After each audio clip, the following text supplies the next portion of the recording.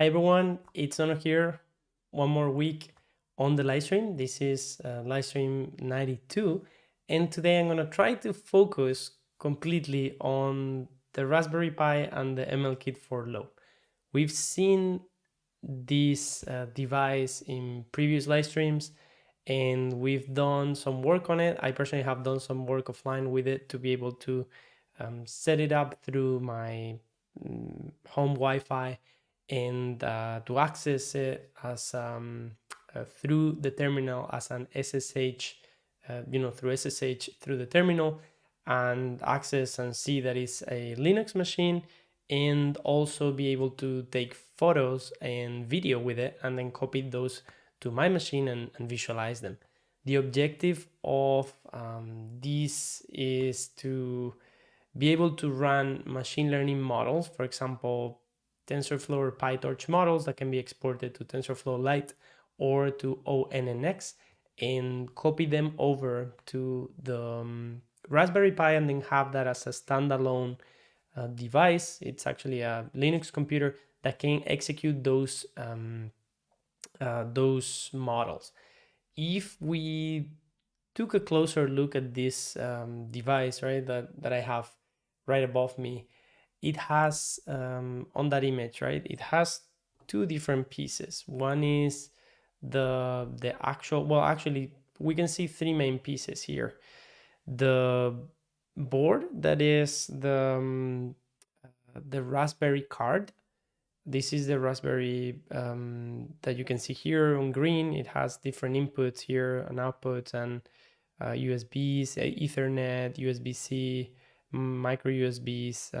It also has a micro HDMI, and it can be plugged to a screen and function as a computer.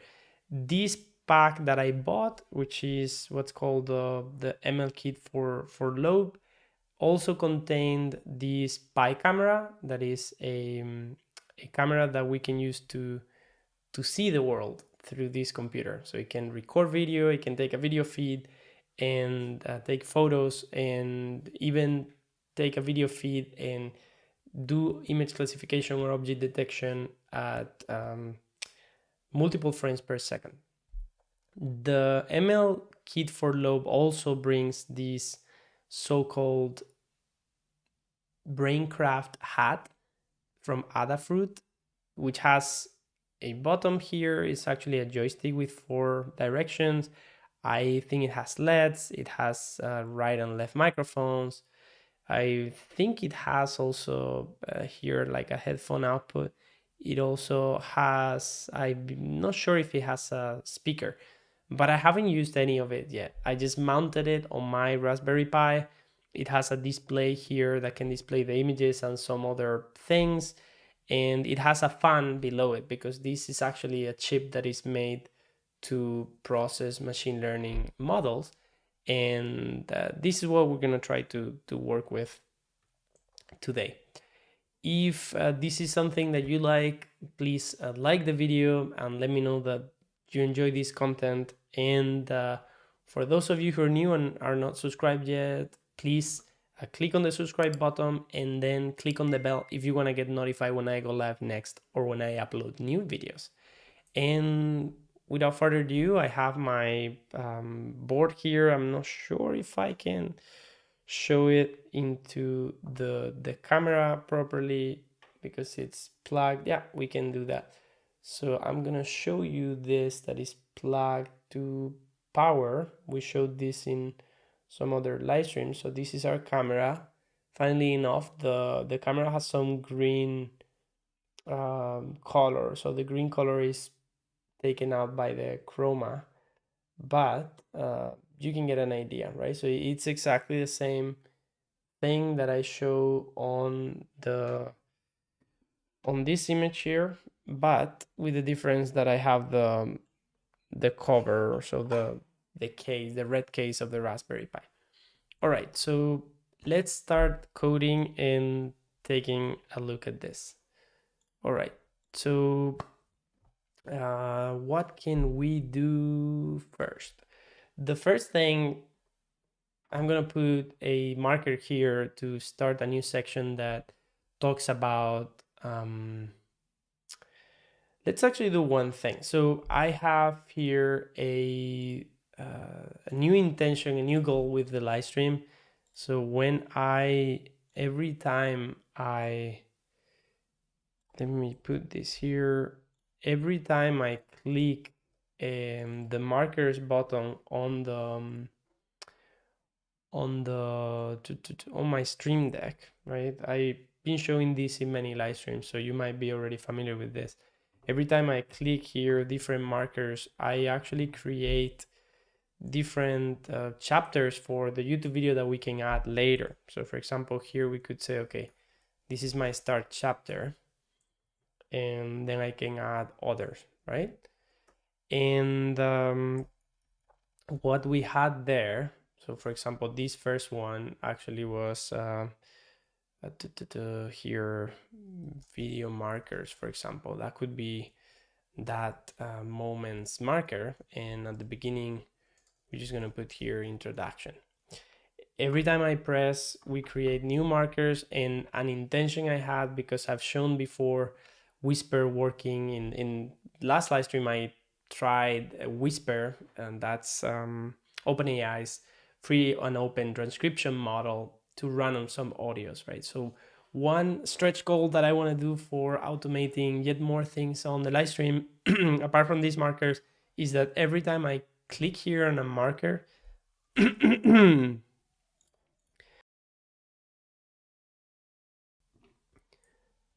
so that when I have the marker, so let's close this file. So when I have the markers here showing up, what I want to do is that if I click the marker later or during the live stream, I want to be able to get the text of the words that I actually said with my voice transcribed here. So maybe the next 5 seconds or the next 10 or 15 seconds, just add it here as text. So the example would be like this. So the example would be like this. I'm going to press and I will write what I would say. So now we're going to talk about the Raspberry Pi. And this will write here. Now we are going to talk about the Raspberry Pi. So that way, when I finish the live stream, I would have a series of markers there with the transcribed text of what I was introducing after that marker. And that way, this will make my life a lot easier to create markers for videos. Before we get started, I see that there's some people online. I would really appreciate if you tell us how you found us, where you're connecting from today, and if you can see me and you can hear me okay, to make sure, sometimes audio is not on, or some things don't, there's some latency or other things. All right, so we have this, and we're just gonna leave this here, and we're gonna do, so I'm gonna talk as if we had a script that was actually reading the text that I'm saying and using it for the markers. And what I'm gonna do is that later I'll try to do some Python script or something to actually do that, and maybe later at some point we can introduce that in the live workflow that I have with the stream deck, right? So the button that I was pressing to create those markers is this mark button, and some of the other examples are these ones here. This is my OBS setup at the moment. Not OBS, my stream deck, Elgato stream deck setup. All right, I see Bonjour Drinks is saying hey man on the chat, and Devarajan Nachimuthu says that audio and video are okay. Well, hello. Nice that you're joining online today. Where are you connecting from? Okay, so let's get started. Let's do some stuff and get on with it. All right.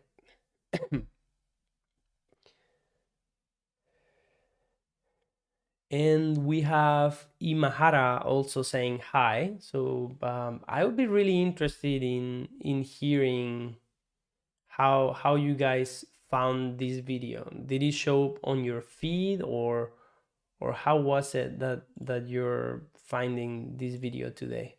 Let me do one thing here. Oh, from UK. Nice. So we have more or less the same time zone. It's 1 hour less for you than what I'm getting in here.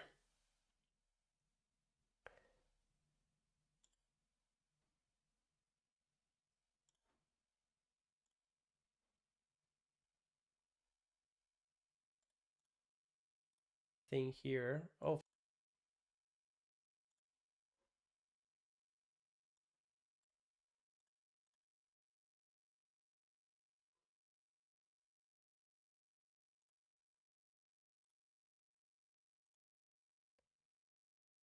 okay. And yeah, so we have Imhara from the UK that says that he subscribed and recently started watching the videos. So, that's one reason to actually go ahead and subscribe, because you will get notified when I go live next. It's really hard for me to notify people when I'm gonna go live, but one sure way in which we we do that is on the Discord community. We actually um, push these notifications saying to everyone when we're going live, and put in the short link of the video. So for example, last week we announced that, and I shared a sample GIF of the output of the live session that we did. And then Imahara was recommended, so I guess the channel was recommended. And then we have Devajaran, that is from Tamil Nadu, India. I was in India recently in August, and I loved it. So we loved it, me and my partner. And Devajaran says, I need a better way to show the chat on here. So I think from YouTube, let me actually take a quick look here.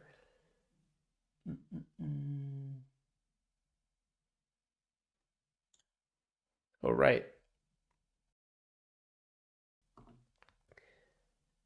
Okay, I found the chat. So yeah, this is what I'm commenting on, right? So Devajaran says that I've seen some of your videos previously, unsubscribe. I got notification for your live stream. Awesome. Yeah. So just wanted to know, because sometimes it's hard for me to know where people see the videos and how they found us. So we have some more viewers. And now I think we're ready to get started. Okay. Let's take a look at how we connect to the Raspberry Pi via SSH. So I'm gonna open here. So this is my Spotlight search bar, and I'm just gonna write iTerm. So I'm gonna open the iTerm terminal window, and I'm just gonna go to the desktop and gonna create a new directory for today, just in case we generate any artifacts or any documents that we wanna save and then we want to share later. I have a shortcut here, so if I do SSH Pi, it auto expands to at raspberrypi.local. This here is not more than the username, and this is the name or address of the Raspberry Pi on my local network, right? I'm not gonna connect yet because I want you to see something before. If I do ping Raspberry Pi.local, we actually see that the IP of Raspberry Pi on my local network is this IP, and Raspberry Pi.local is just let's say a domain name on my local network that forwards that domain to this IP. So with all that I just said, I'm gonna copy that IP. So I have this IP in here. And with that, I wanted to say that if I do SSH Pi and then I connect, we actually get connected. And it would be exactly the same if I did this SSH Pi at the IP address of the device. I will have to say yes, because my computer doesn't know this IP address as a familiar address, so I press yes. And once we do that, we connect exactly the same way. So going back, I'm just gonna connect through this way that I mentioned before. And once we're here, we can list, and this is my user folder. We are at home Pi. And if I list the root, you can see that we're now in a Linux machine. Just to verify that, if I went onto my computer and listed the root folder, you can see that we have Mac machine, but here we have a Linux machine. All right, and for those of you who are watching, I will really appreciate if you like this video, if you're enjoying the content on the channel, just to support the channel and kind of signal to other people that you're enjoying the content. All right, so we've connected through SSH to this Raspberry Pi device. If I were to unplug it from power, this will get lost. But the thing is that I'm not connected to this Raspberry Pi machine via cable. I'm actually connected via Wi-Fi, and that's why we can see the IP address of the Raspberry Pi. It's because it's connected to the local network. All right, and yeah, so what can we see now? So we have the Raspberry Pi here, and as you can see, I took some photos and some pictures here, and I saved them as zip so I could copy them to my machine. And what I'm gonna do, I'm just gonna remove that so we have a clean slate here, and we're gonna open. Okay, so we're gonna open the new window on Google Chrome, and I'm gonna go for the ML Kit for LOBE tutorial. We're gonna find where that is. I'm gonna put the URL on the chat, and you can see if we look for this on Google, you're gonna find a Live 73. I actually showcase some of the things here, so I'm gonna put the link for Live 73 on the chat. So live, I'm gonna put here, let me actually bring it so you can see what I'm typing.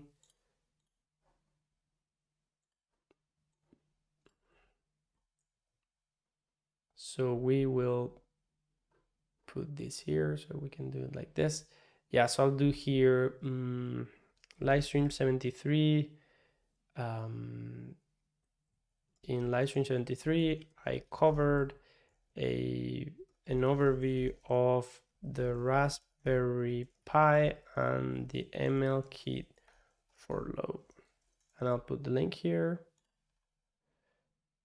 All right, and that is sent. Great.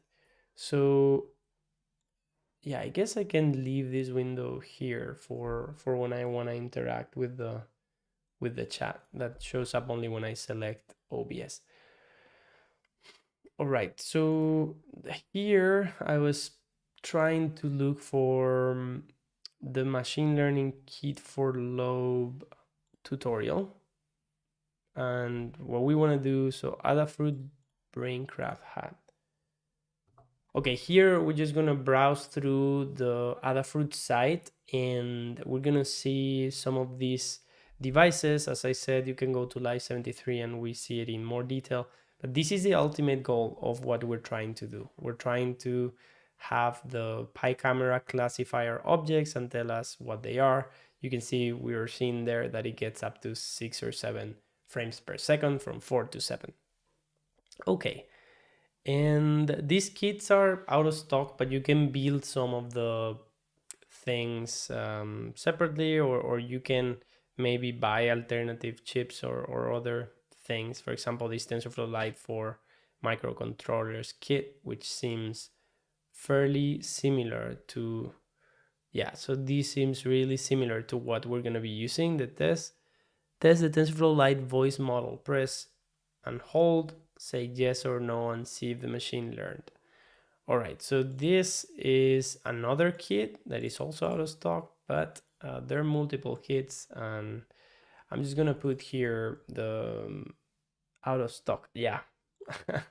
Yeah, we need to see what alternatives we have, but this is the one I got.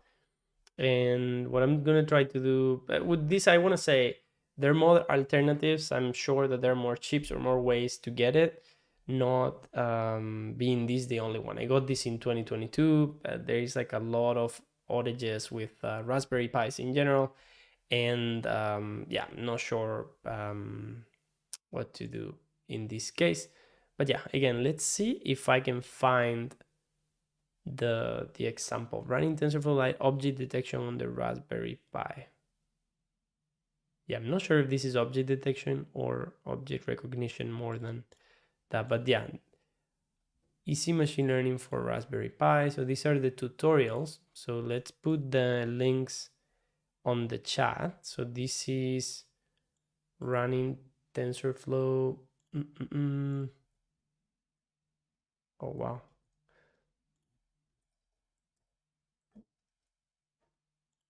Let me see if I can remove the format from this. Paste it on the chat.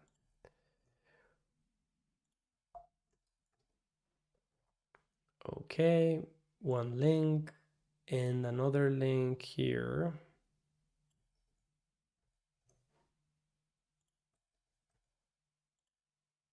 All right. Okay, so going back to the chat here, Imahara says that it's out of stock. And would you think it's worth getting if I've only ever used Arduino to create robots or for any other projects? Well, if it's worth getting or not, I'm going to have to wait until I experiment with this to let you know, because I have had this. I know that, Raspberry Pis are cool. You can do many things with them. It's just a Linux machine. It's really useful for any usage that you want to give it. Even to have like as I have here, like a computer connected to your network that can interact with all your devices, maybe also with the internet if we give it access. I mean, this machine, if I go back to the Raspberry Pi, I'm inside it and I can ping google.com. Yes, so the device actually has internet. So it's connected to the router and it gets internet access that way. So it's a really functional device that you can use for many things, but whether the kit is worth getting, I'm going to have to wait until I play with it a bit more and interact with it, right? Okay, so this is the idea behind the Adafruit Braincraft, is that you're able to craft machine learning. Okay, so let's create, let's see if this is what we want to follow.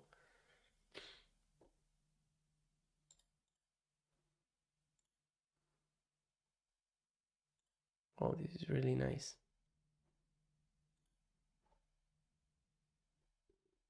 All right, let's Raspberry Pi camera board. All right, so let's try not to get distracted. Uh, uh, uh, mm.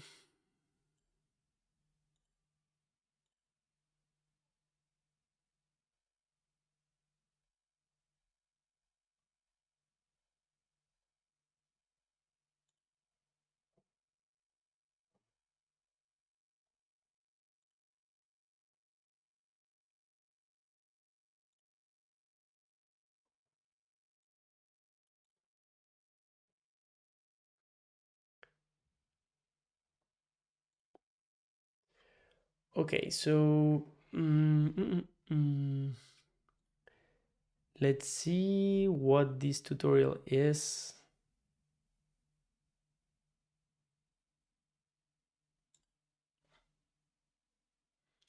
I mean, this is definitely one that we could use. Let's see what this other one is about. TensorFlow 2 setup.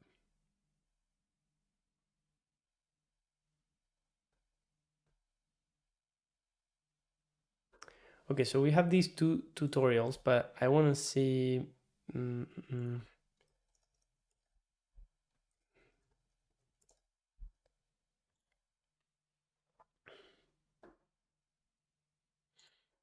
All right, here we get. Are there any kits that you have tried and would recommend? I love hardware projects, so implementing software with it would be amazing. Not that I have tried. This is the first one that I've bought. I have another Raspberry Pi, I have an Arduino, but I haven't done too much hardware projects. So this would be the first one that I'm gonna be actually trying to complete. Okay, so So if we go here to the ML kit with Lobe, this is the one I bought. I think, well, actually I have to say, it seems like they're back in stock with this one. So I'm gonna put the link here. So they have the 2 gigs and the 8 gigs. I got the 8 gigs because, if you're gonna get a Raspberry Pi and there is availability, you might be better off just getting one that has more RAM. So I'm not sure. So you said you're based in the UK, so there might be shipping and taxes involved, but the kit is available. So that's the link is there, and I think it's pretty fun. So you judge for yourself, but let's see. I mean, maybe if we complete this example, we can see. So let's see on the tutorial. So Lobe GitHub repo.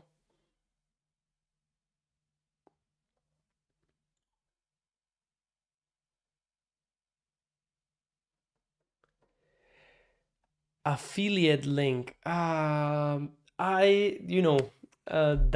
would be awesome, but I don't think. Let me see really quickly.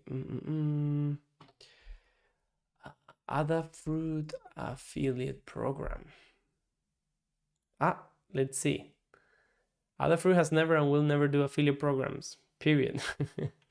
So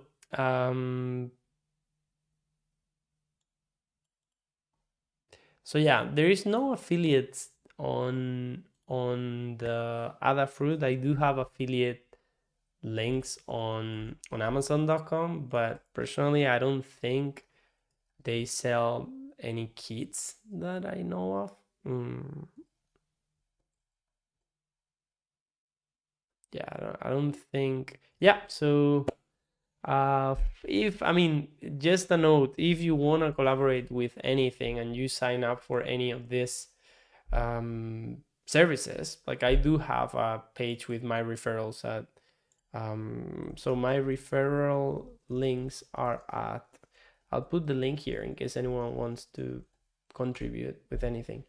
But yeah, it's okay. I mean, it's fine. If you buy it, I'll be happy if this works and such. But yeah, there is no affiliate. I'm not sure. Another thing is like Adafruit coupons, if they have coupons like that, I'm not sure. Like if we look for coupons here,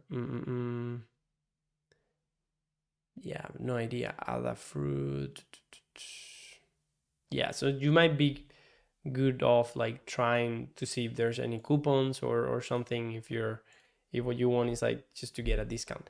All right, so let's see, let's create a new marker on the video, because I think I'm just gonna try to follow this guide, right? Like whatever this guide says, I'm gonna try it, because this is the kit that I bought, and that's what we're gonna do. So we're gonna follow this page, whatever tutorial tells us to configure the Raspberry Pi that I have. I believe back in 2020, I bought this pack. You can see there's still availability in stock for 8 gigs and 2 gigs. And this is the Microsoft Machine Learning Kit for Lobe. The Microsoft Machine Learning Kit for Lobe with the Raspberry Pi 4. 8 gigs, I think. I will have to check. Maybe we can check on the device, on the console to see, but that's what I believe I got. And maybe we can get to see that. So Kit Lobe. Let's see. Adafruit. All right. We're gonna see, just in case there's some personal details there. Which there are, but I can show you the non-personal details here. And this was the order that I got. So they gifted me this Adafruit Perma Proto half size, and I got the case red and white for $6, and I got the Microsoft Machine Learning Kit for Lobe, Raspberry Pi 8 gigs, Pi 4 not included. That's on the kit, and Raspberry Pi model. All right, so this machine learning kit was 150 4.95 back in, so let me see, this was June 2021. That's when I ordered. All right, so I thought it was earlier, but it was actually a year and a half ago. All right, so let me go back here. So yeah, they have respected the price, so they haven't put the prices up. It's just stock goes away many times. And for for those of you who have connected, I would love to hear where you're connecting from, how you found us, and what you would like to learn from the live stream and from the channel. I would say you can support the channel by liking this video, and make sure to subscribe and click on the bell if you want to get notified when I go live next or when I upload new videos. All right, so if we keep going, we said we were going to start with this. So this is the machine learning kit, and here you're going to be able to read a bunch of things. So let's put this so you can see the letters a bit bigger. I don't think they have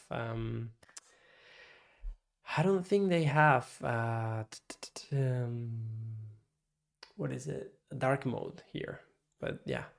So this says some general things.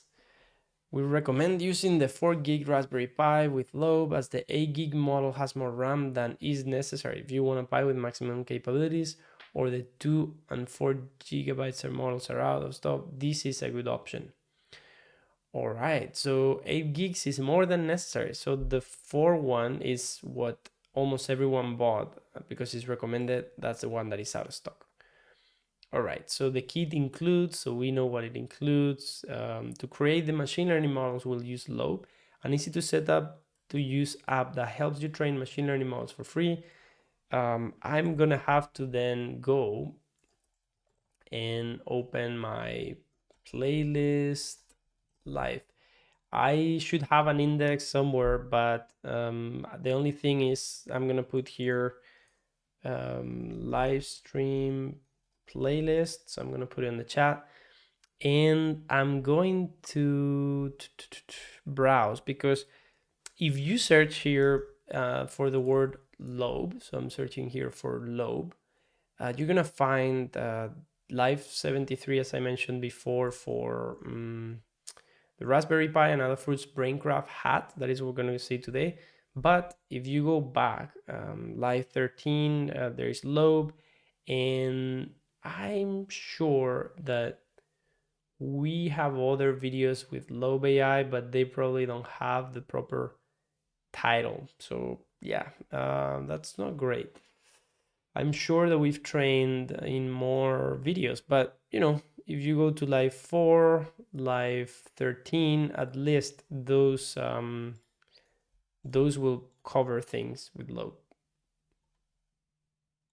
Oh, okay, so it's actually live 13 is the one that we train classify with LOBE. So I was showing, so this is LOBE. Yeah, so this is LOBE AI. And here I was showing how to train an image classifier. So we might have some of those models in the folder of live 13. Hopefully we do. And that might save us some time today for not having to train, as otherwise we might not have time. All right, so in this folder, we just have a few sketches, live 13, dataset. Oh, we actually have datasets that we can use for training LOBE.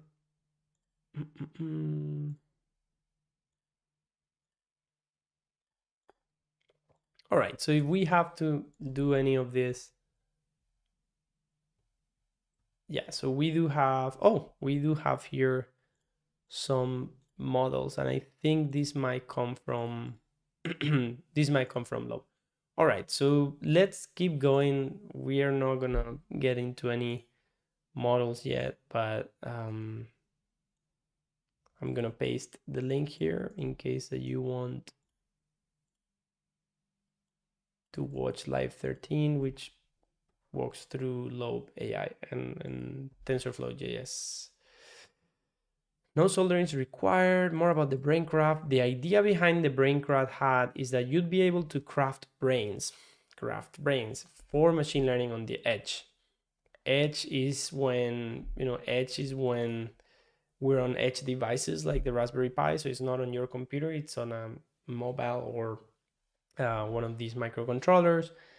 With microcontrollers, or Ask an Engineer, our founder and engineer chatted with Pete Warden, the technical lead of the mobile embedded TensorFlow group on Google's Brain team, about what would be ideal for a board like this. So Ask an Engineer, Pete Warden. All right, so all right, so we can put it here. So Pete Warden on Ask an Engineer, TensorFlow Lite.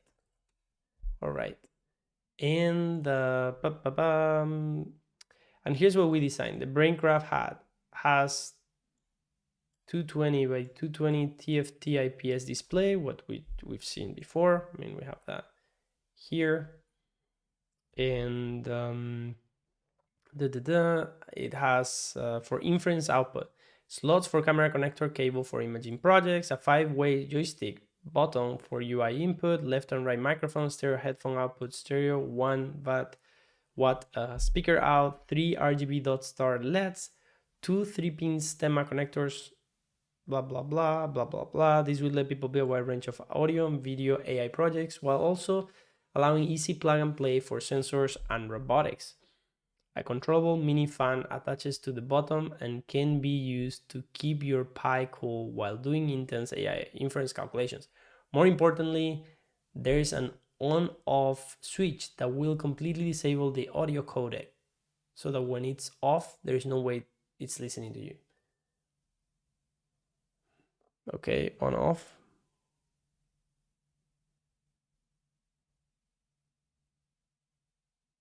Yeah, there is an on-off switch. I'm not sure if you can see it here.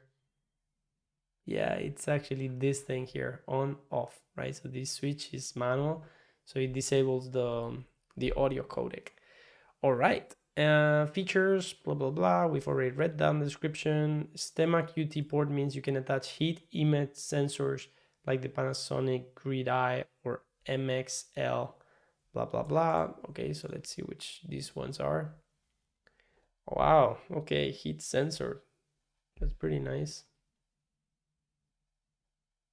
And this one, right? As I said, let's stop playing around. LOBE GitHub repo. Okay, so let's just put this link here, the LOBE GitHub repo, and just I will take again the chance to say hi to whoever connected online. I would love to hear how you found us and what you'd like to learn from this live stream. Make sure that you like this video to support the work that I'm doing here with the channel, and to subscribe if you want to get notified when I go live next or when I upload new videos. All right, so let's keep going with this. So we have opened here this Adafruit kit for LOBE.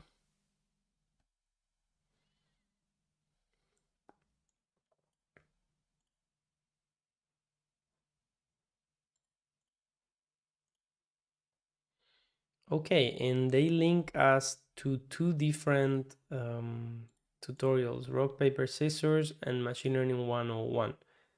Okay, so I guess, all right, so we'll put this also in here, and this one.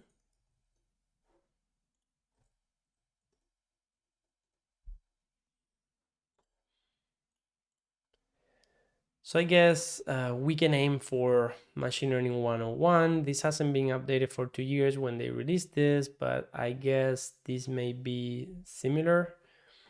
Okay, so this embedded content is from Asai, blah, blah, blah, show embedded content, new products, So this, I guess, is an ad. I'm not sure.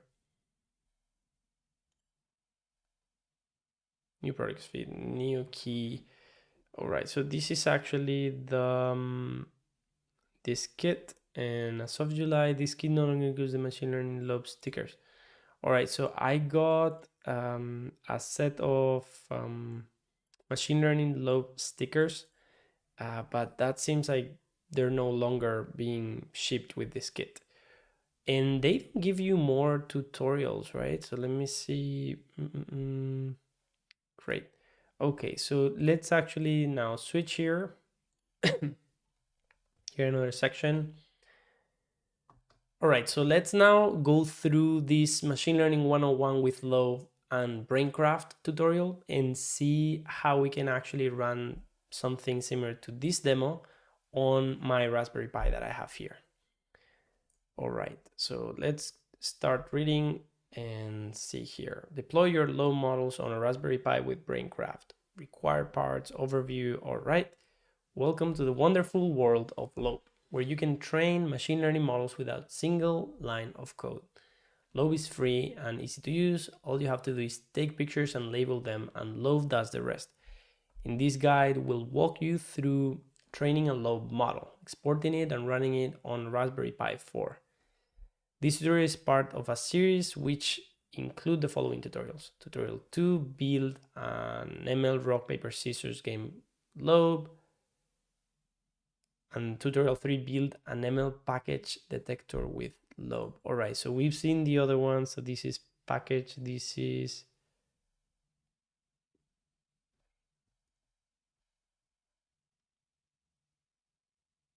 wait. But this is object detection. I'm not sure if they updated Lobe to do object detection, because if they have, that's something new for me. When was this tutorial authored?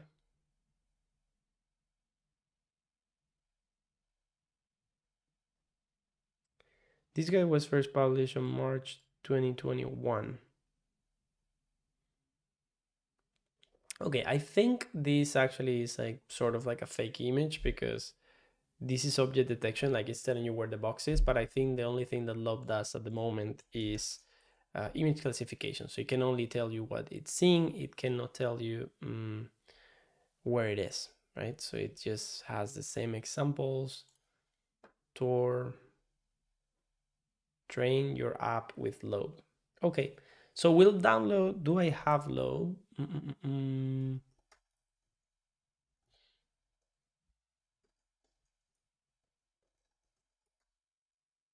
I don't have Lobe installed,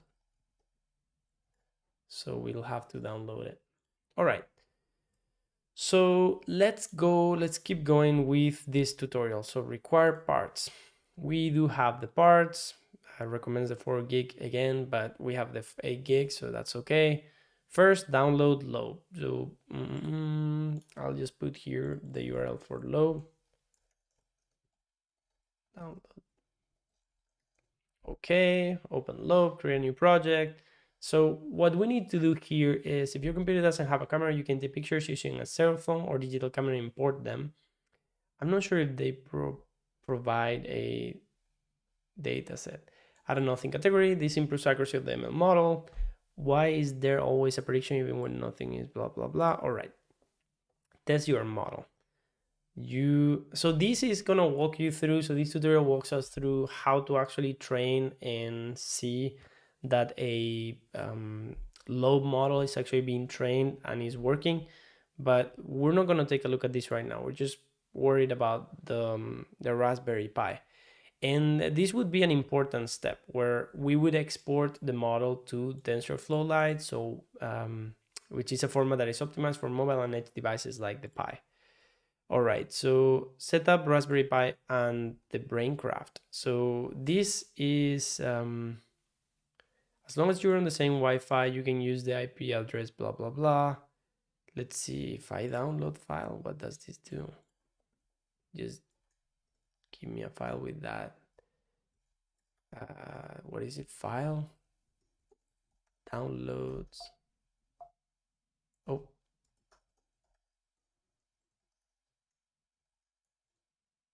just downloads the code.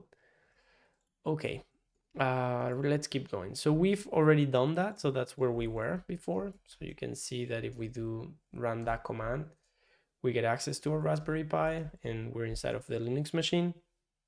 Logging into your Pi in a headless configuration via SSH, use the Raspberry Pi local IP, blah, blah, blah. The next few steps walk you through setting up your Braincraft hat. Okay, I'm making this bigger so you can actually see it. Hola, no. So let's bring up the chat here. Okay. Where are you? Hola, no. Following you for some minutes here. Carlos, hello. Hola. Espero que vaya todo bien. Nice to see you're connecting online and for letting me know that you're there. Okay, so the Raspberry Pi setup is what we want to do. So we actually want to configure the Braincraft hat to make sure that we have everything installed on the Linux machine so this actually runs. And we're just gonna follow the steps. I'm gonna skip some of them because we've either done them in previous live streams or we have we're gonna do them later or something, or maybe some steps we can skip. But I guess like after we do the whole thing, we can try to redo everything from scratch. Okay, so burn SD card. I already did this and I explained a bit what the Raspberry Pi imager is. I'm not sure if it was Live 90 or like some of the previous live streams. We actually have this application, the Raspberry Pi imager, which you can install through Brew or you can go to Raspberry's webpage to download. Is a guided user interface that allows us to install the different operating systems on the Raspberry Pi. And I believe I did this Raspberry Pi OS Lite 64-bit and chose my SD card. And then after you choose the SD card, I'm actually not going to open that because it might have some personal information like my Wi-Fi password and things like that. But yeah, so that's how I customized the Raspberry. And actually you have on this tutorial, they do this here. You can enable SSH and Wi-Fi credentials directly from there. Like you can tell it what Wi-Fi network and the password that you have set for that Wi-Fi network. And you can also provide an SSH key. So for example, for me, if I go here and do this, so I do SSH pub, right? So if I run this command on my terminal, what I'm gonna get is the public key of my SSH key. That is the SSH key that actually gets access to the Raspberry Pi. And if you actually log the contents of your authorized keys file, you'll see the public key should be there. So I can let somebody else with their SSH key access my Raspberry Pi if I add their public SSH key here. It's like a way to verify, okay, who are going to be allowed in here. And that's the method that they're presenting here for SSH. Configure login access. Either enable SSH or an Ethernet cable. We have a quick start guide here that you can follow. Okay, logging and enable the internet, enable Wi-Fi. And I think this, as I said before, if I can ping Google and we're actually getting information there, and I can do actually here grab a page and we actually get it. So the Raspberry Pi is actually connected to the internet as well. So we're going to keep moving. After you're done, reboot, verify, blah, blah, blah. And you're logging into your page that it has internet access by running ping c Raspberry Pi and seeing successful responses. Okay, so we can actually do that and we get successful responses in here. Okay, so it seems, we're not doing much here because we have most of it done from previous previous work that I've been doing. That's the intention, so we don't have to do everything today. I'm going to put my terminal here so I can follow along with the commands here. And I believe I've already done this once, but it will still have new updates for me probably because, you know, this I ran a few weeks ago. 5 packages can be upgraded. Okay, sudo apt-get update. And I'm just running these commands here one by one. Okay, and sudo apt-get, yes, upgrade. Okay, so wait one sec. What did I run before? Upgrade or update? Okay, so this is updating packages for things that are already here, like LOBE camera for the Raspberry Pi camera, and some other things for the operating system. Bullseye is the code name for this build, I think. So I think Bullseye. Yeah, so that's what we can see here. All right, and yeah, for those of you that are connecting live with us, as I said before, don't forget to subscribe if you want to get notified when I go live next or when I upload new videos, and like this video to show support to the channel and to signal that you want to see more videos from me in the coming future. All right, so this seems like it's updated. So I think I ran update. Yeah, we've run these 3 commands, update, apt-get, update, and then upgrade. All right, so now we have to run these ones to update Python. So sudo apt-get install, yes, Python 3 pip, and then we'll do sudo pip3 install upgrade setup tools, right?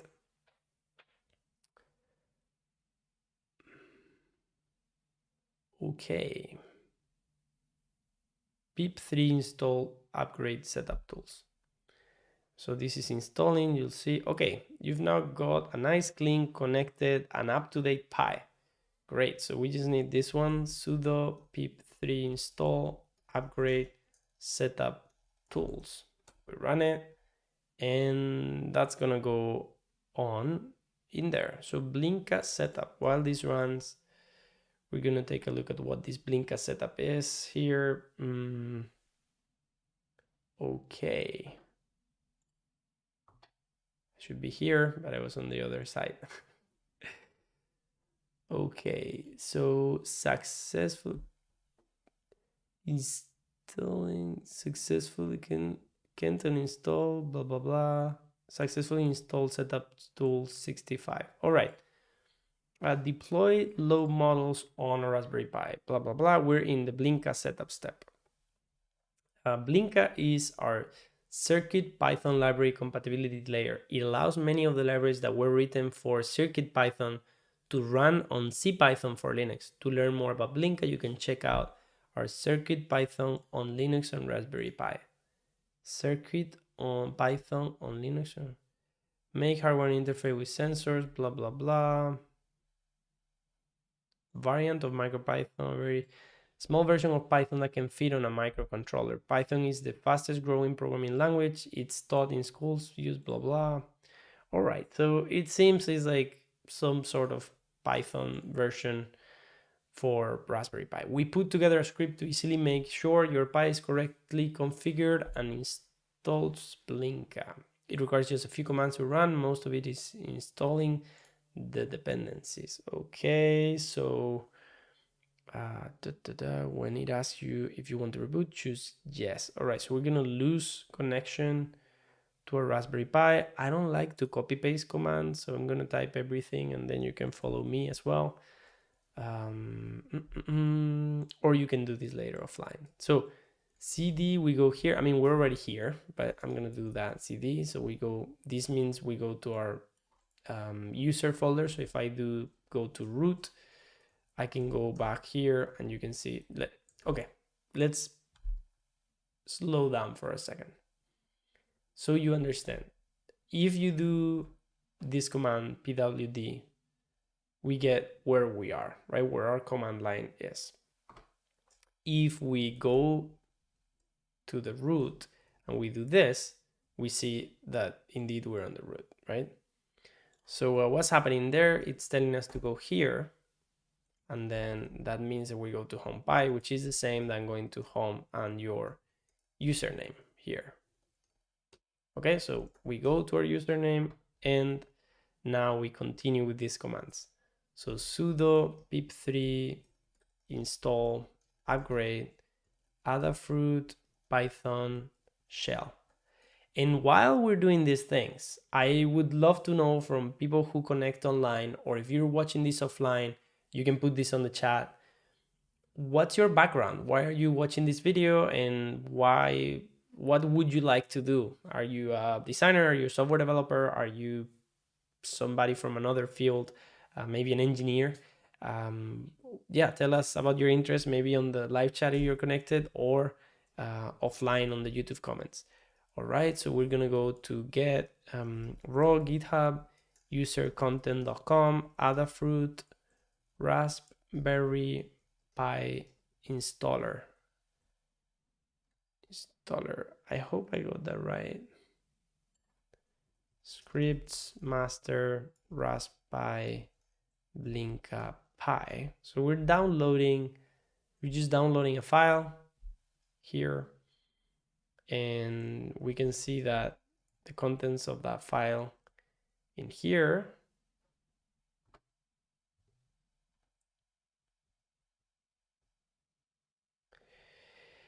And we can exit this file. We can actually go and see those contents easier on GitHub. It's going to be a bit easier. Oh, raw. Okay. We could actually do this. And so master blob.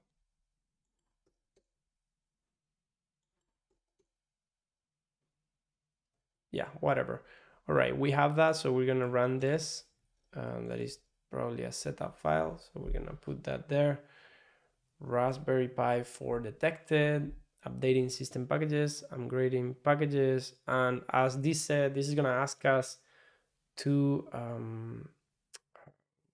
to reboot our Raspberry Pi. So it's, if I were to show you the Pi, it's actually blinking. So you can maybe see it better here. I'm not sure if you can see the light. Yeah, there. So it's blinking because it's actually running commands and doing things there, and it's working. It's actually a bit warm. All right, so can't uninstall, successfully installed. Okay, so this is setting up things, so we cannot understand everything right now, but it's just basically installing Python packages and dependencies and probably some binaries that are needed on our machine. And when it asks you to reboot, choose yes. Okay, finally, once it reboots, there are just a couple CircuitPython libraries to install for the Braincraft hat or voice bonnet.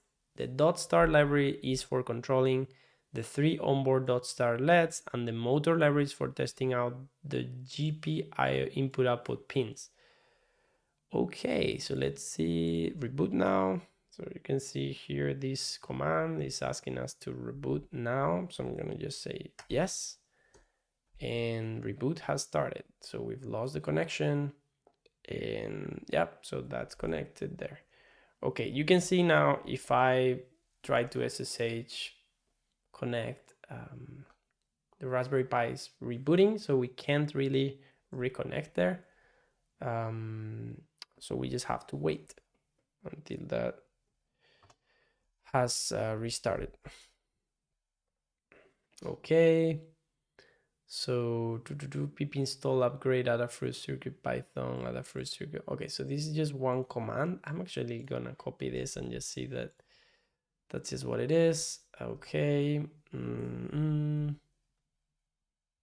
All right, and that's already rebooted. So we're gonna install Adafruit circuit Python.star and the motor and BMP2 80. So we run this here,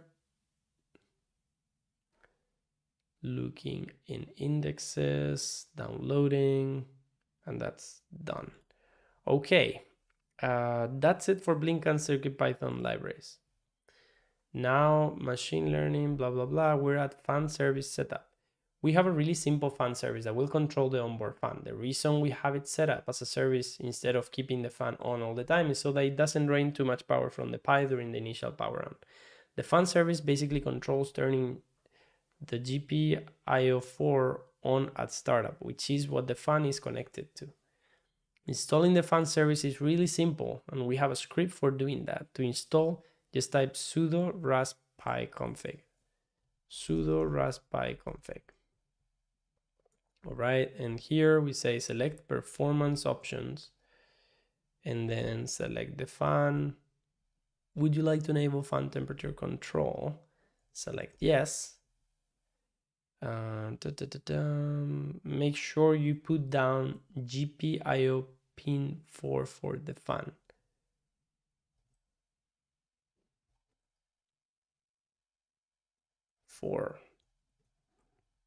Okay. At what temperature the fan, you can customize the fan temperature setting. 80. The fan on GPIO is enabled, GPIO4 is enabled and will turn on at 80 degrees. 80 degrees, that's a lot. Okay, you can then stress test by running.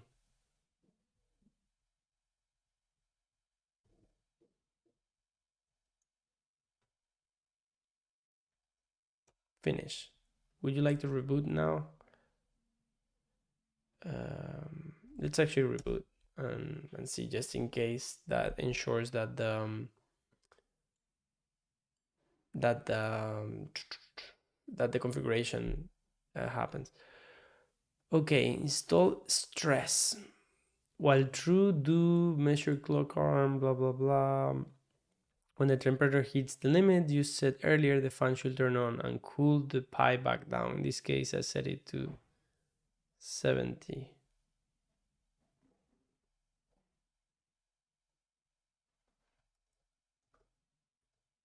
Okay. 70. I think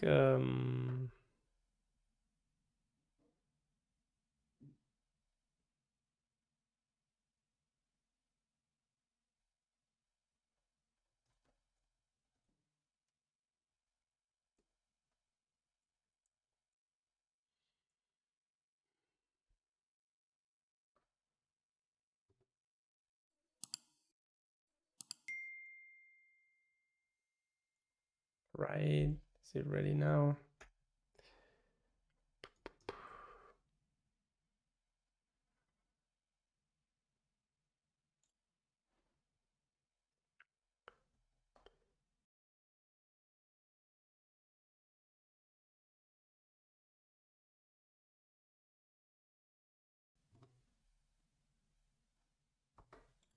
Right, seems like it hasn't rebooted yet. Not sure how long it takes. It takes a bit.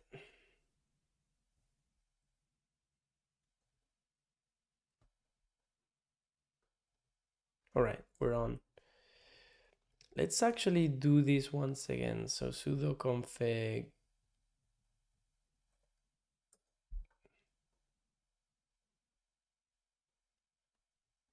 sudo raspi config.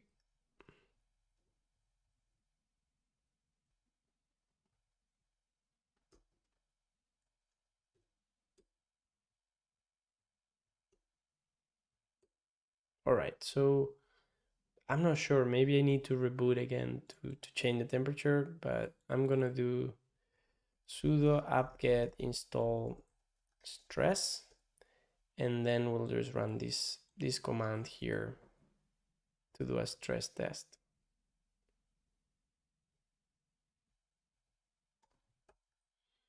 Okay.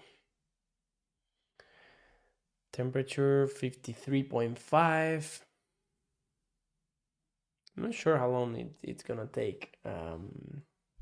Oh, okay, it seems pretty fast.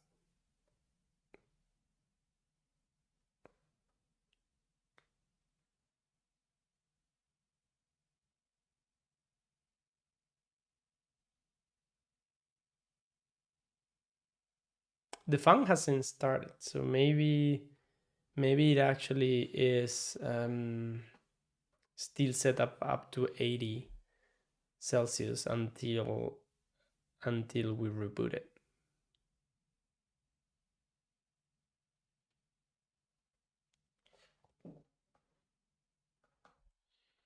Will we get there?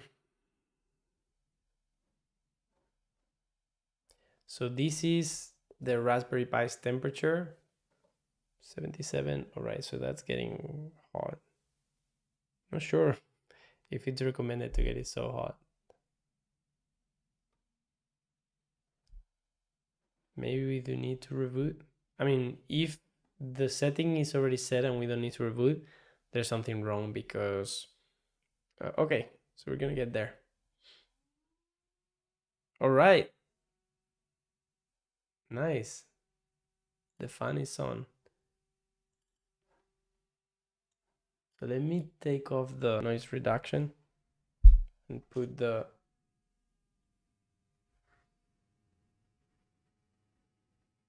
I don't know if you can hear it.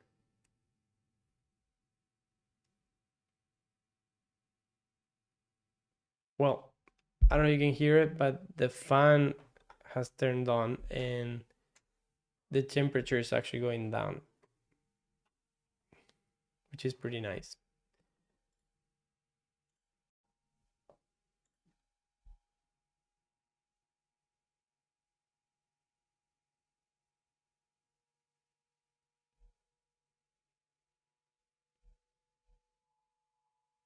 That's pretty cool. Okay, so let's stop now. So the fan, okay, the fan just stopped. So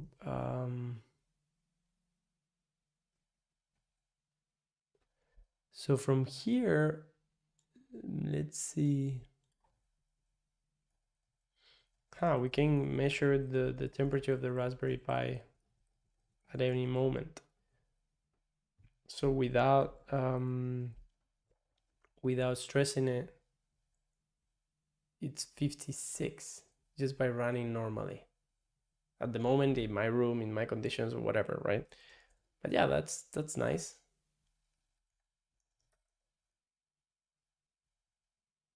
I guess like if we get this,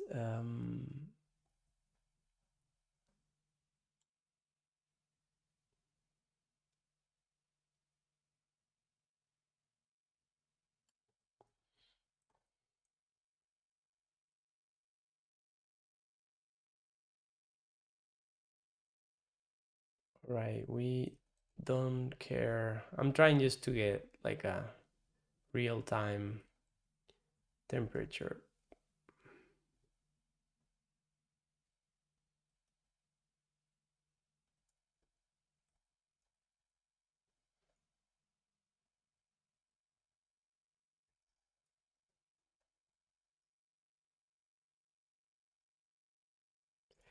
I'm gonna exit this.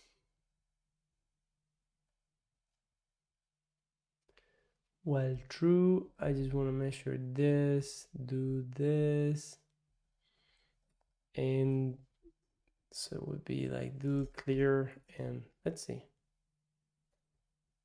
And can we actually get this?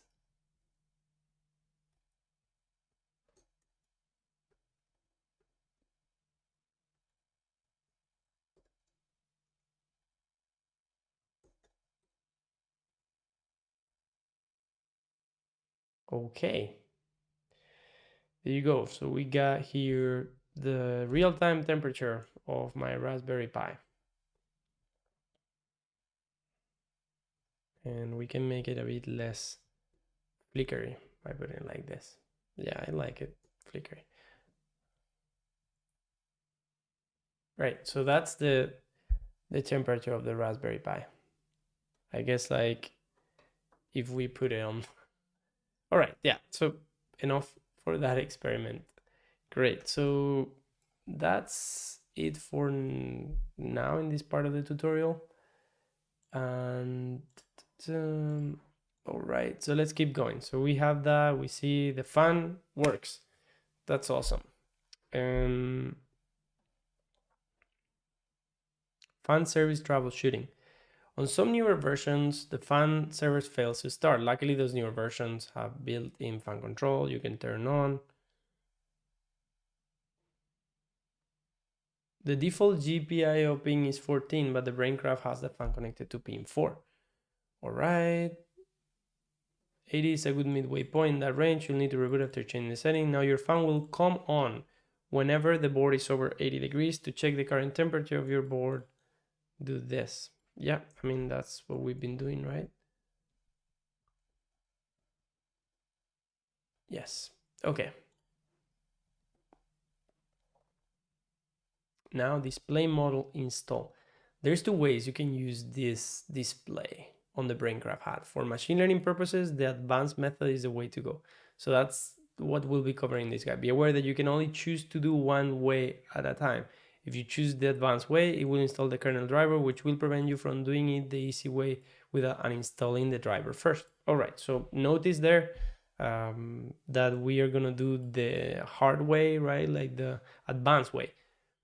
The easy way is to use Python 3 and the payload library to draw to the display from within Python. This is great for showing text, stats, images that you design yourself. If you want to do that, the Braincraft hat has a pretty close layout to the blah, blah, blah, blah, blah, blah, blah, blah, blah. The advanced way, which is what we're going to do here, is to install a kernel model to add support to the TFT display that will make the console appear on the display. This is cute because you can have any program print text or draw to the frame buffer, or say with Pygame. And Linux will take care of this planning for you. If you don't need the console or direct frame buffer, please consider using the pure Python technique instead, as it is not as delicate. If you plan on using the PyCamera for Vision project, you will need to go with the advanced route, all right? So we need that. That's what we're gonna use, because we're gonna use the PyCamera. Installing the 1.4 inches kernel model. We have tried to make this as easy as possible for you by providing a script that takes care of everything. There is only a couple of dependencies needed to get everything set up. Just run the following at the terminal. Go to our root directory, so to user directory, install Adafruit Python shell, click, I'm not sure what click is. Python package for creating beautiful command line interfaces in a composable way with as little code as necessary. All right. We install git, git clone, blah, blah, blah, Raspberry Pi installer scripts. So we're going to clone this repo. All right, sudo python 3 script name. And who authored that? Adafruit, sudo py 3, Adafruit, python 3, Adafruit, py tft, display, rotation. All right, let's just copy this one. I trust these guys. Okay. So that's just gonna run and install everything. If you want to use the Braincraft hat for vision projects, you will need to install the display driver SBCB and not console. If you want to, for vision projects, you will need to install this.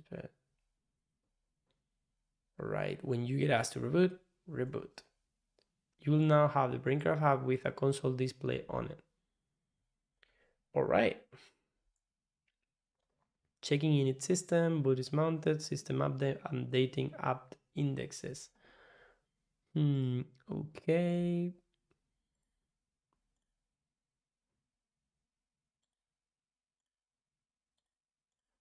Installing Python libraries and software, installing prerequisite software.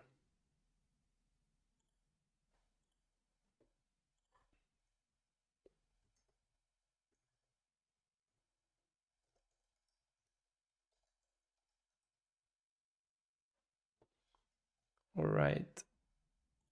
So this continues setting this up. Let's see what else.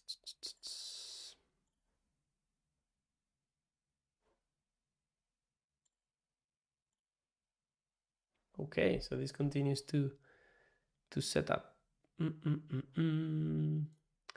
Right, I would love to hear who's still online. If you're connected online, where are you connecting from, and what do you think of what we're doing?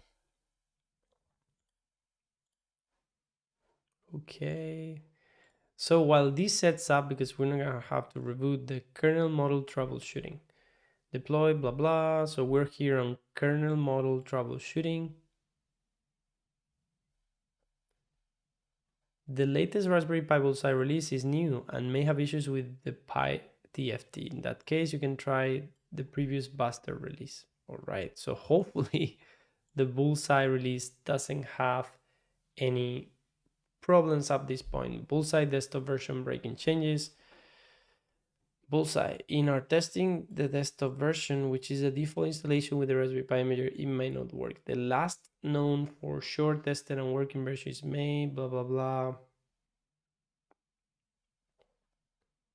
We have applied a fix, but it hasn't been thoroughly tested. Please let us know if you're having issues. Static issue. The Raspberry Pi kernel sometimes updates firmware, which can break the frame buffer copy mechanism.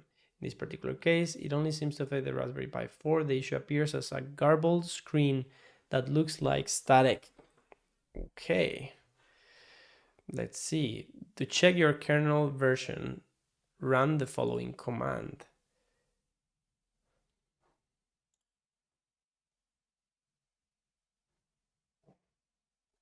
Reboot? Yes. All right. So we'll ignore that this is rebooting, let it, and we'll continue reading. You should see output similar to the following. If the kernel version is later than 1.120, blah, blah, blah, then the following fix should work. To it breaking, to pin the kernel version to an older version. Prior to it breaking, you'll need to run a few commands. You can either SSH or hook up an HDMI cable through the display may appear small. Though the display may appear small. All right, I see the light switching on. Once you add a command prompt, run the following commands. Note that the one prefix is the version number is on purpose because of the way the pinning was recently changed.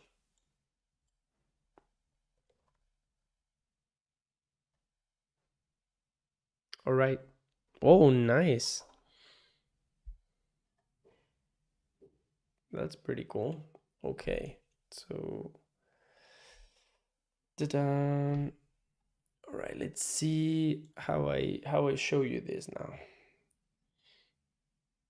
This is what we've got so far. And I think that this is mirrored.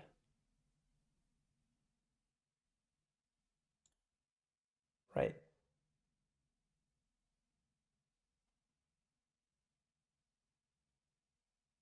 Right, so we can see, so this display is now working. And yeah, that's what I wanted to show you. Great. Okay. So I'm gonna leave this on the table again. So it seems like it's working. And if we connect again, oh, not this one. I'm gonna do this command here. Wait.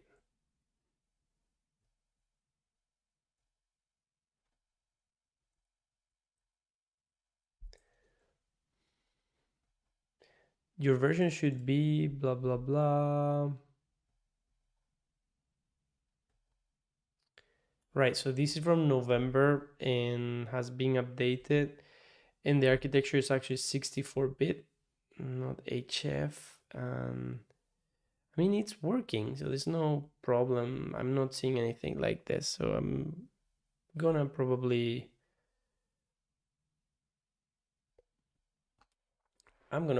let it be. If your display is a Braincraft HUD and you have pinned your kernel, you should be running a kernel version of around 5.2.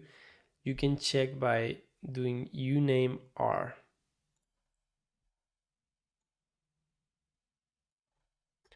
Uname R. Yeah, so this is probably, if you pin to an older version, this is kernel 5.4, you may need to reinstall the other drivers at point to get sound working. I'm honestly, a year and a half have passed, so I'm pretty sure there are patches or people have ensured that this works. So I'm gonna just continue and try to ignore that there are comments on things not working because it might just be fixed for us. So I'm not gonna overthink it. So pip install Pi camera. I do think we do have this already. So pip3 install PyCamera. I think we already have it, but let's just run it just in case. Now that you have everything, all right, so okay, so maybe it wasn't installed. Now you have everything set up, it's time to do an initial test with the camera. This should display what the camera sees on the display. This is a big moment, so testing that the Pi camera is displaying on the display there, Raspi still T0. Raspi still doesn't work. Okay, let's exit and try to access again. Raspi still T0. All right, when this doesn't work, I'm almost sure. So if we do which pip3 and which python 3, usually if this is a Python model, you can do this. So you actually called with Python model Raspi still. No model called Raspi still.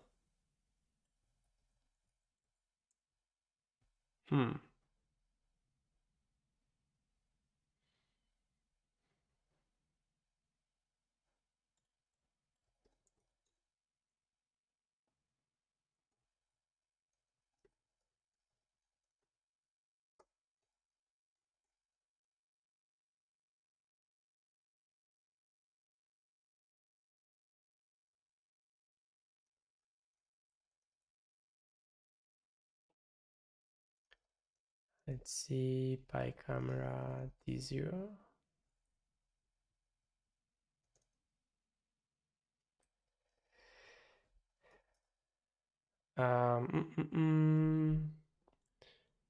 Let's see, Raspi still T0.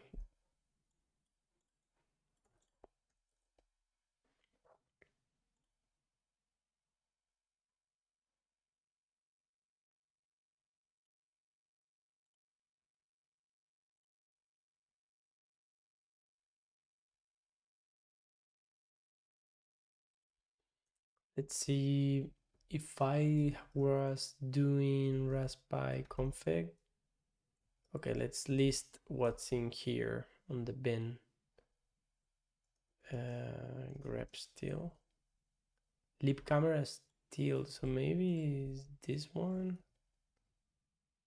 All right.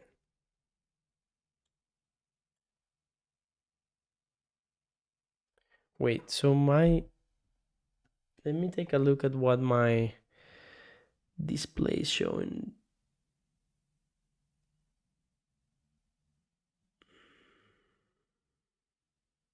Raspberry Pi login.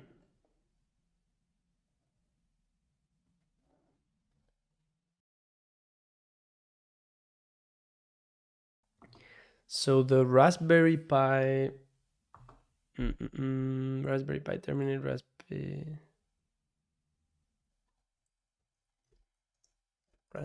still.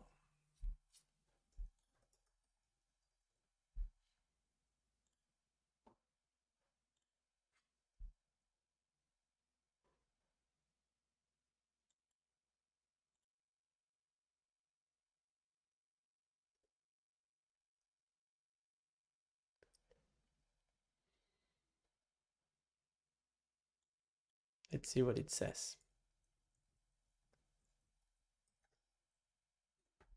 Preview window unavailable.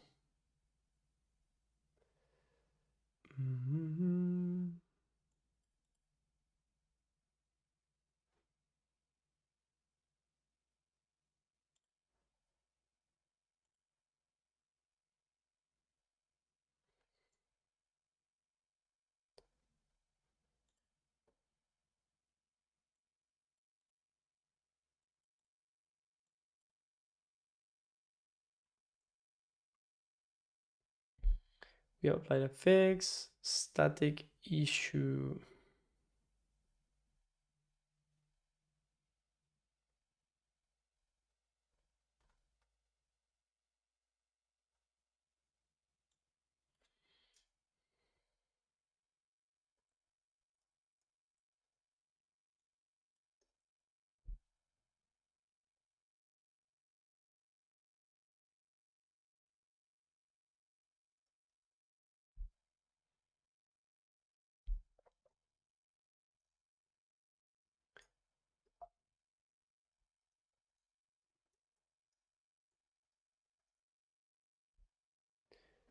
preview window unavailable.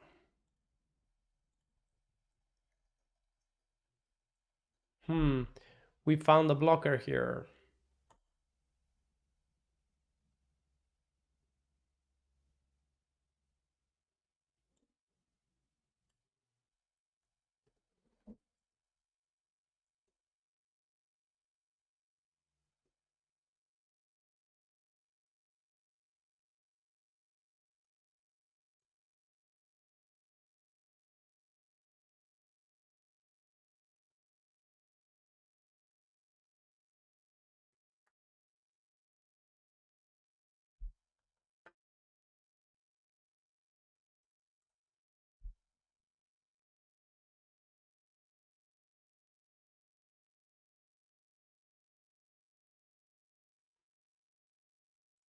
Okay, let's take a look at the options. Timeout 0, time in milliseconds for which program runs.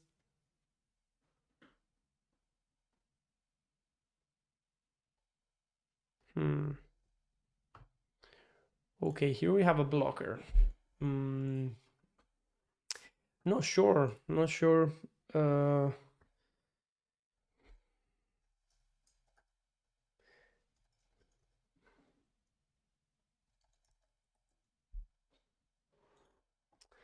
So right now it's displaying a logging. This is what I'm getting right now, right? First, we'll update the configuration file to use the TFT frame buffer instead of the blah blah blah.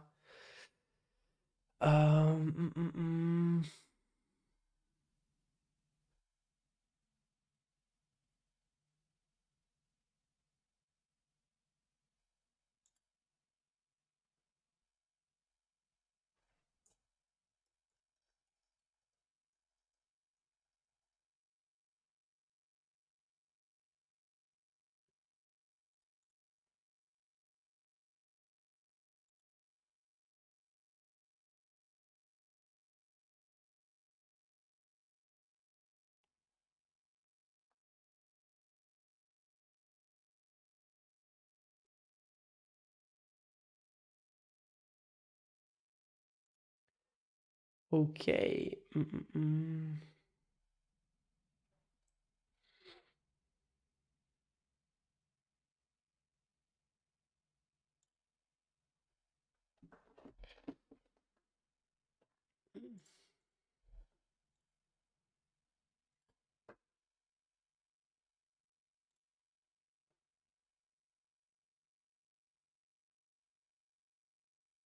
Okay, this is FTP to transfer files. Get predictions on the pie.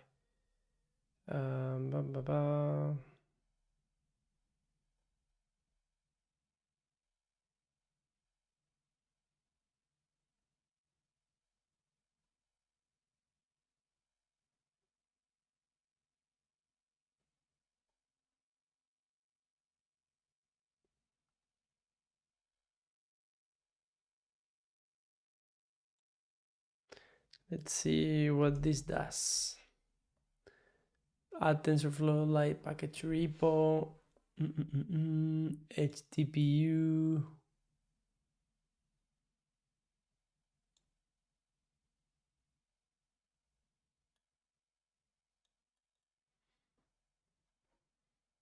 All right, so this is to use this, and let's see what the Python script actually does. So we have the link on the repo on the channel here. LOBE basic prediction.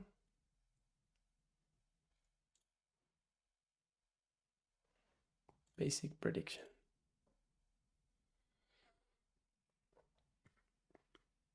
Pi camera.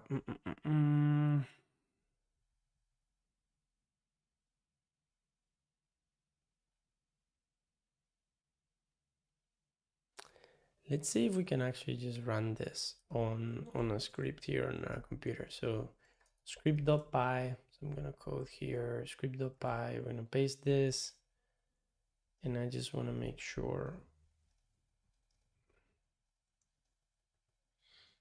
we can run this. I'm not gonna load any models. We just want this.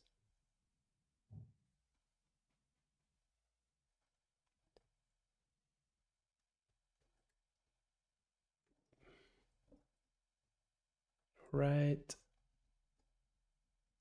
So time.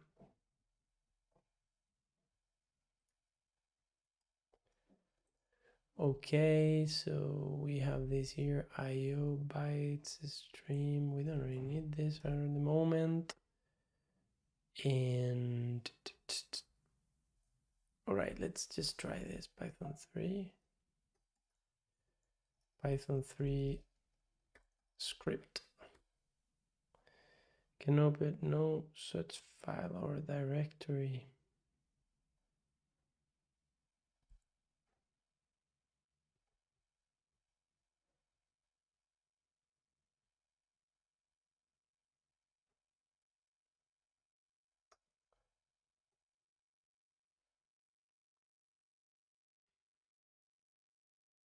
Local lib.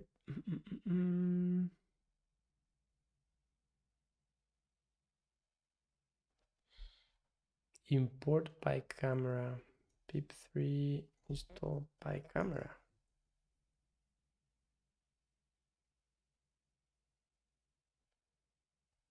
Python 3 camera.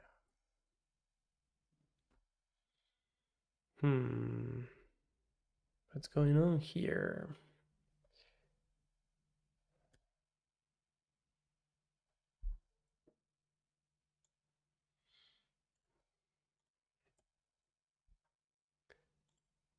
libmo.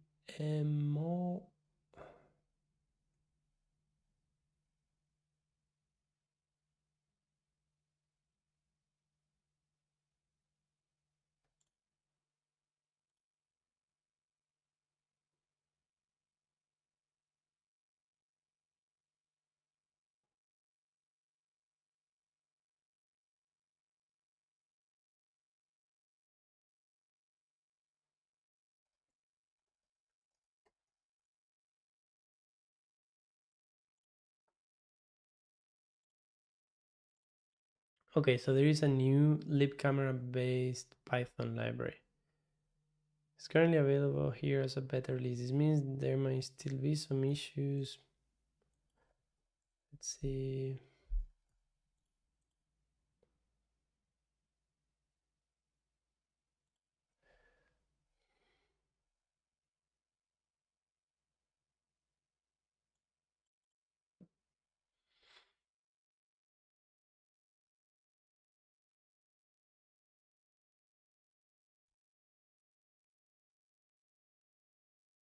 Import PyCamera 2. Okay, PyCamera 2. All right. So maybe we need to add support to this script. Camera equals PyCamera 2. PyCamera resolution 224 by 224. Frame rate is going to be 30. Oh, that's not true. PyCamera. Okay.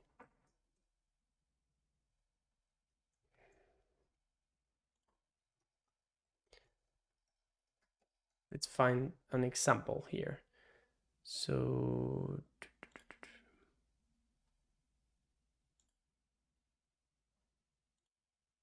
examples. TensorFlow.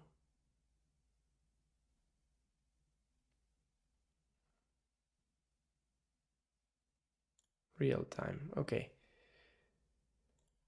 PyCamera 2. From PyCamera. All right. Let's try that. From PyCamera, import PyCamera 2.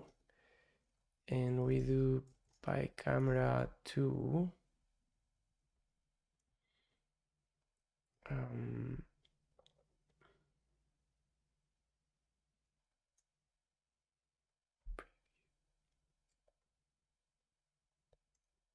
Let's actually just do this.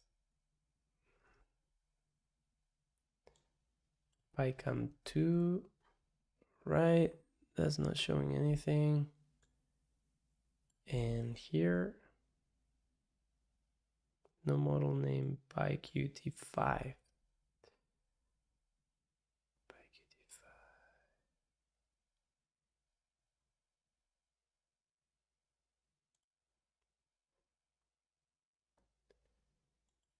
This is no longer the recommended way to install. However, if you want to do so, you can use apt. All right. Okay, let's actually try to install this really quickly before we go. If you do not want the GUI dependencies, no install recommends. Okay.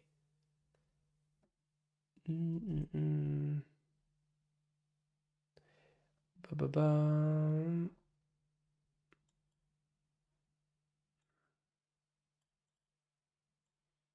Okay, this one has PyQt. That is what is complaining on the code. So, and I'm not taking notes, but we have the recording. So if somebody wants to go and make a summary of the commands that I've run on the terminal, that would be awesome, because that way we can make a notebook or a tutorial or something like that for this. All right. Anyone online, if you want to say hi on the chat, let me know where you're connecting from, or how you found this live stream. I would be really happy. We're almost done for today now, so I'm gonna go watch some soccer. I don't usually watch soccer, but I think I'm gonna watch the end of this match, and the one the weekend, the final. We'll see. Do you guys watch soccer? Are you big fans? Don't care about it? I mean, I understand if you don't care about it, because I don't care about it too much. Okay, so we have that there. So we're installing Qt5. And what we were doing was looking at this example.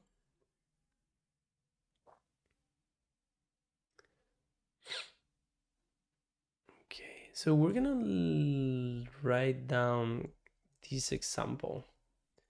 So this is PyCamera 2 Python example.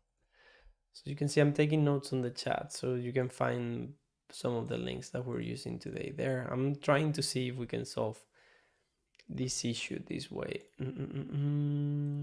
How is this? 47%.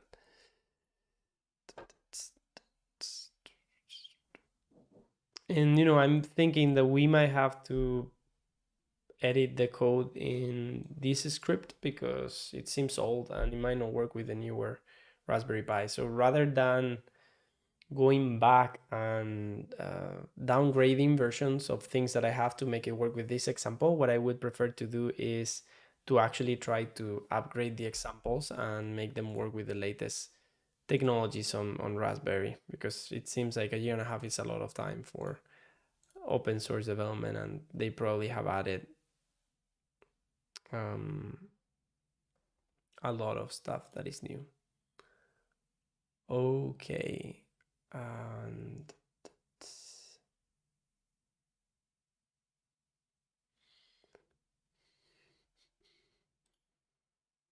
all right, so it seems like that is now installed. So what I ran before, so I was importing PyCamera 2 on these models, defining a PyCam 2, and this is the command that failed. Nice. So this now this now doesn't complain as before, so aborted. Okay. This application failed because no Qt platform plugin could be initialized. Reinstalling the application may fix the problem. Could not load the Qt platform plugin XSB even if it was found. Okay, so this might be that we just need to restart. No changes are required to the PyCamera 2.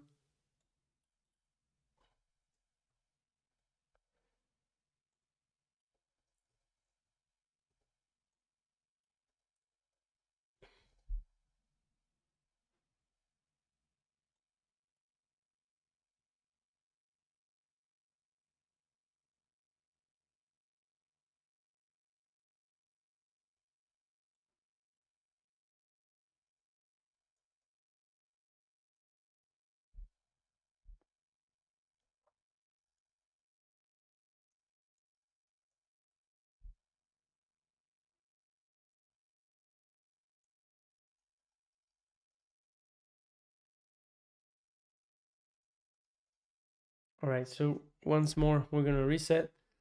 I'm going to take a really quick break and we'll be back to wrap it up.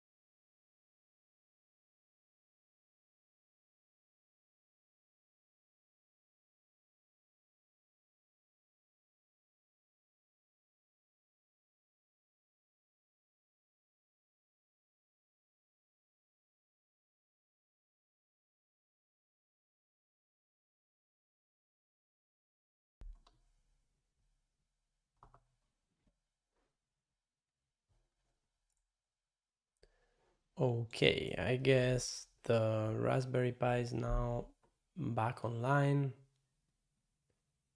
and we're just gonna run the same code. I'm not sure, is this online?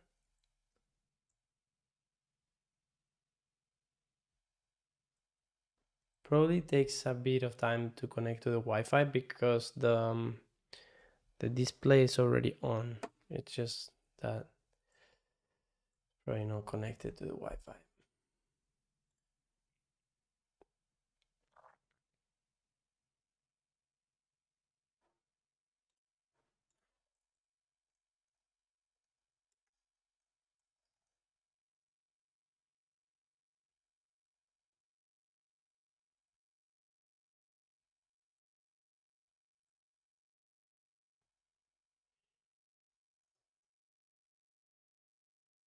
Hmm.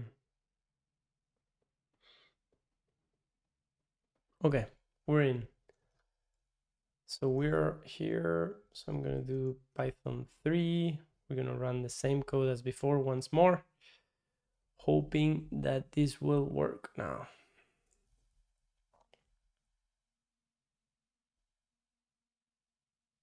Okay, could not connect to display. Could not load the Qt platform plugin XCV in even though it was found. This application failed to start because no Qt platform plugin could be initialized. Reinstalling available platform plugins are blah blah blah blah blah blah.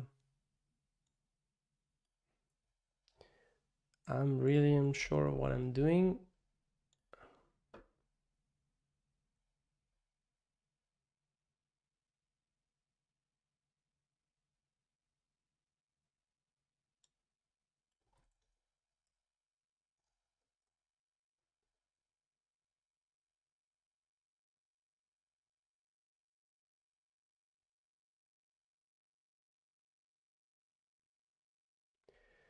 Okay.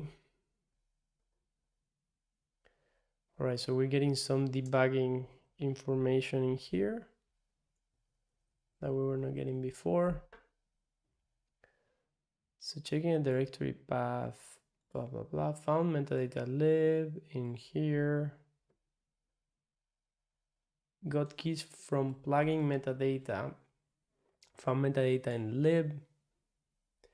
Got keys for Linux FB, for minimal AGL, off screen, VNC, and got keys for plugin metadata XCV. Checking directory, could not connect to display. All right.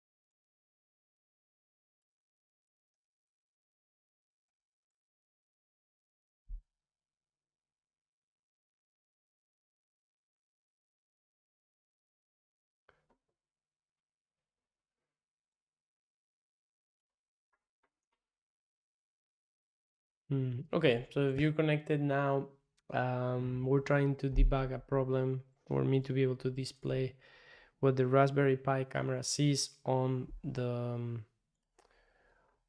display here, right? So basically I want to display what this camera sees in here on the display. So the display is now on, but it's just shows a login screen. So I want to be able to display what the camera sees.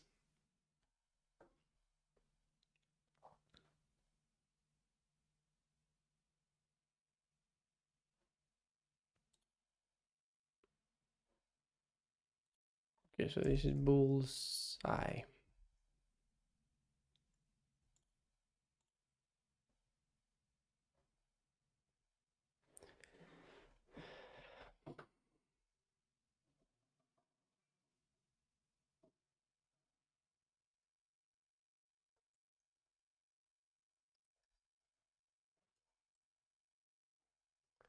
So bullseye XCB error.